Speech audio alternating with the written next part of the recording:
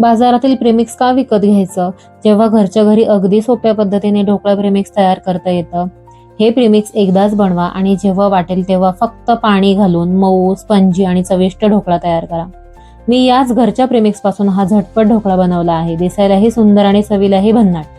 ढोकळा प्रेमिक्सचे साहित्य सांगत आहे.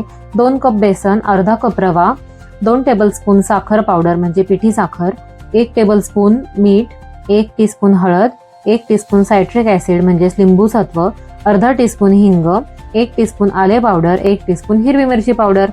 ढोकळा बनवताना पाणी घ्यायचं आहे ते आवश्यकतेनुसार. 1 टीस्पून तेल घ्यायचं आणि फ्रूट सॉल्ट म्हणजेच इनो.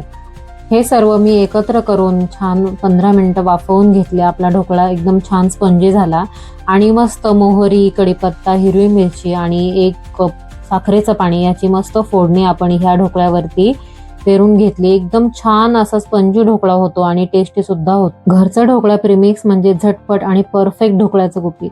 एकदाच प्रेमिक्स बनवा आणि कधीही मऊ आणि स्पंजी ढोकळ्याचा आनंद घ्या. अगदी महिनाभर म्हटलं तरी हे प्रेमिक्स टिकतं. तुम्ही ही ट्रिक नक्की करून बघा. एक टिप सांगणार आहे. प्रेमिक्स पूर्णपणे कोरडे करून हवाबंद डब्यात भरल्यास ते साधारण 2 ते 3 महिने टिकू शकते. इनो किंवा फ्रूट सॉल्ट प्रेमिक्स मध्ये आधी मिसळू नका. ते नेहमी ढोकळा बनवण्याच्या वेळीच घाला. माझी ही आजची रेसिपी आवडली असेल तर व्हिडिओला लाईक करा, तुमच्या मित्रमैत्रिणींना शेअर करा आणि अशाच सोप्या घरगुती रेसिपीसाठी मोनिकाज कुकिंग केवला सबस्क्राईब करायला विसरू नका.